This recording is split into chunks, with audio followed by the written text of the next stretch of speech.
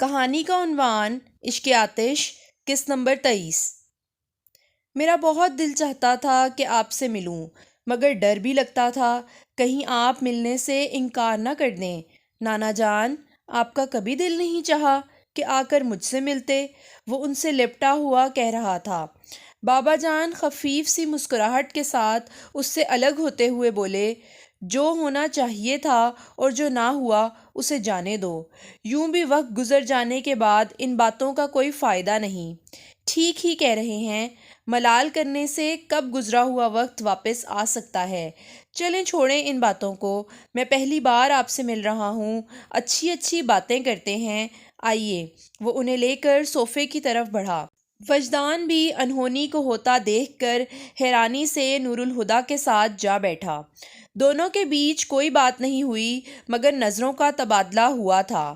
بیٹھنے کے بعد شایان بولا، میں جانتا ہوں نانا جان کہ آپ امی سے بہت ناراض ہیں، اس لیے کبھی مجھ سے اور ابو سے نہیں ملے، لیکن اگر آج میں امی کی طرف سے آپ سے معافی مانگوں تو کیا آپ کی ناراضگی ختم نہ ہوگی؟ بابا جان اس کی بات سن کر بولے، میں ملیحہ سے ناراض نہیں ہوں اور نہ ہی مجھے وجدان سے کوئی شکایت ہے۔ وجدان نے فوراً نظریں اٹھا کر انہیں دیکھا، وہ بھی انہیں ہی دیکھ رہے تھے۔ وجدان کے دیکھنے پر نظر جھکاتے ہوئے بولے، مجھے نور الہدیٰ کو دیکھ کر رشک آتا ہے۔ یہ اپنی بیٹی سے اتنا قریب ہے کہ وہ اپنے دل کی ہر بات نور الہدیٰ سے بے جھجک کہہ دیتی ہے، اور نور الہدیٰ بھی اس کے دل کی بات سنتا ہے اور اس کی خوشی کی خاطر کسی بھی حد تک جا سکتا ہے۔ جیسے وجدان نے تمہاری خوشیوں کے آگے کوئی حد نہیں رکھی اور صرف تمہاری خاطر یہاں تک چلا آیا، یہ جانتے ہوئے بھی کہ اظہر فاروقی نے نور الہدیٰ سے باپ بننا نہ سیکھ لیا ہوتا تو آج وجدان مصطفیٰ قصر فاروقی میں اپنی زندگی کی آخری بازی بھی ہار جاتا۔ یہ دونوں دنیا کے سب سے اچھے باپ ہیں اور ملیحہ دنیا کی سب سے اچھی بیٹی۔ اور مجھے یقین ہے اگر اس کی آغوش میں تم ہوتے تو وہ سب سے اچھی ماں ہوتی۔ وہ چپ ہو گئے تھے، پھر ان کے برابر بیٹھے شایان نے عجیب سی حرکت کی۔ وہ اپنی جگہ سے کھسک کر کارپٹ پر گھٹنوں کے بل بیٹھ گیا، پھر ان کے گھٹنوں پر ہاتھ رکھ کر سر اٹھا کے انہیں دیکھتے ہوئے پکارا، نانا جان۔ اس کا انداز ملیحہ کی عادت سے اس قدر مشابہ تھا کہ بابا جان کے اندر ہلچل سی مچ گئی۔ ان کی آنکھوں میں نمی امٹتے ہوئے دیکھ کر شایان نے حیران ہو کر پوچھا، کیا نانا جان؟ وہ قصداً مسکرا کر بولے، تم نے اس طرح پکارا کہ ملیحہ یاد آ گئی۔ وہ مجھے اس طرح پکارتی تھی۔ پھر اسے آزردہ ہوتے دیکھ کر فوراً خود کو سنبھال کر بولے، کہو کیا کہہ رہے ہو؟ اور وہ نیچی آواز میں بولا، میں کبھی امی کی قبر پر نہیں گیا نانا جان، آپ مجھے وہاں لے جائیں گے؟ تم نے کبھی وجدان سے نہیں کہا؟ وہ حیرت سے پوچھ رہے تھے۔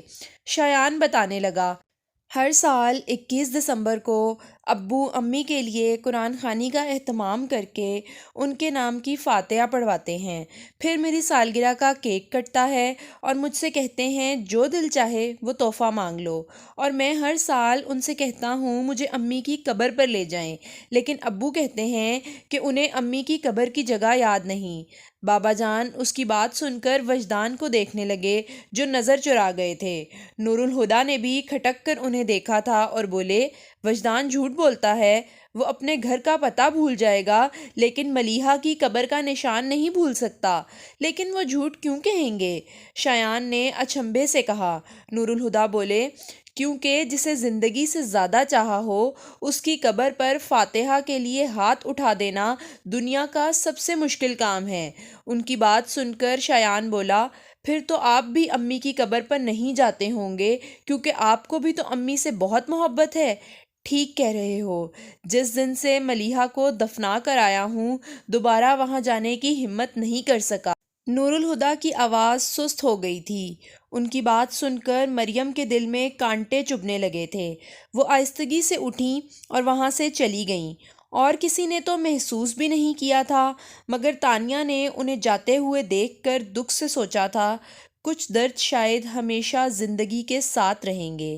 جبکہ شایان بابا جان سے کہہ رہا تھا، آپ بھی امی کی قبر پر نہیں جاتے؟ نہیں، وہ بولے، لیکن صرف اس وجہ سے نہیں کہ وہاں جا کر تکلیف ہوگی، بلکہ اس لیے بھی کہ میں ملیحہ سے شرمندہ تھا، اور اپنی پیشانی سے ندامت کے داغ کو دھوئے بغیر میں اس کی قبر پر کیسے جاتا؟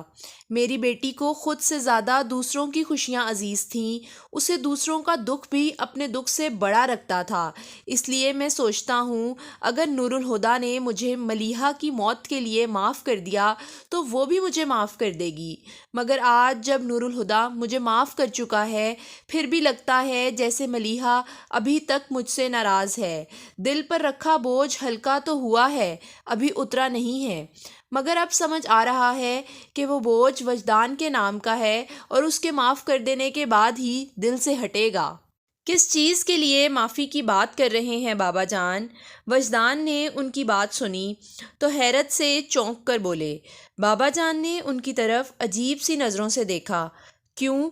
کیا تم مجھے قصوروار نہیں سمجھتے؟ اگر میں تمہیں قبول کر لیتا تو ملیحہ کیوں مرتی؟ ملیحہ کی موت کے لیے، تمہاری بربادی کے لیے میں ہی ذمہ دار ہوں۔ میرے ہی فیصلے نے 3 زندگیوں کو عذاب میں ڈالا تھا۔ نہیں بابا جان، میں آپ کو قصوروار نہیں سمجھتا، وجدان پرسکون انداز میں کہہ رہے تھے، اور نہ آپ کا فیصلہ غلط تھا۔ اگر آج بھی مجھے ملیحہ کے لیے کسی شخص کے انتخاب کا اختیار دیا جائے تو میں سب سے پہلے ہادی بھائی کا نام لوں گا، کیونکہ ان سے زیادہ کوئی شخص ملیحہ کو خوش نہیں رکھ سکتا، میں بھی نہیں۔ نور الہدیٰ نے حیران ہو کر خود سے 1 فٹ دور بیٹھے شخص کو دیکھا جو بابا جان کو بھی حیرت میں مبتلا کرتا ہوا کہہ رہا تھا۔ پھر آپ کا فیصلہ غلط کیسے ہوا؟ غلطی تو وقت میں تھی جو کسی کے اختیار میں نہیں، اور بابا جان اب خود کو یا کسی دوسرے کو الزام دے کر کیا حاصل ہوگا؟ جو ہوا برا ہوا، نہیں ہونا چاہیے تھا۔ ملیحہ اتنی ہی عمر لکھوا کر آئی تھی جو انہوں نے گزار لی۔ 20 سال واقعی بہت کم ہیں، مگر اب ان میں اضافہ ممکن نہیں، اور جس دن میں نے یہ جانا کہ ان کی موت نے مجھے جو سکھایا ان کی زندگی نہیں سکھا سکتی تھی، میرے دل سے ان کے جانے کا گلہ مٹ گیا۔ بس افسوس یہی ہے، اور جس دن جان گئی وہ بھی چلا جائے گا۔ ان کی باتوں نے بابا جان کو ٹرانس میں مبتلا کر دیا تھا۔ وہ خواب جیسے عالم میں بولے، 27 سال تک میں حیران رہا کہ ملیحہ تم سے محبت کیوں کرتی ہے، اور اتنی محبت کہ مر ہی گئی، لیکن آج مجھے اس سوال کا جواب مل گیا۔ آج مجھے تم میں وہ نظر آ رہا ہے جو ملیحہ نے تم میں دیکھا تھا۔ آج سمجھ آیا کیوں ملیحہ کو یقین تھا کہ اگر میں ایک بار تم سے مل لوں تو اس کے انتخاب کو قبول کر لوں گا۔ وہ میری منتیں کرتی رہی کہ وجدان بہت اچھا ہے بابا، آپ اس سے ملیں گے تو آپ کو بھی اچھا لگے گا۔ وہ پورا دن تمہیں پاگلوں کی طرح ڈھونڈتی رہی کہ بس ایک بار تمہیں میرے سامنے لے آئے۔ تم اس سے کیوں نہیں ملے وجدان؟ وہ سسکنے لگے۔ ملیحہ کا یقین سچا تھا۔ میں اگر تم سے مل لیتا تو واقعی انکار نہ کر پاتا۔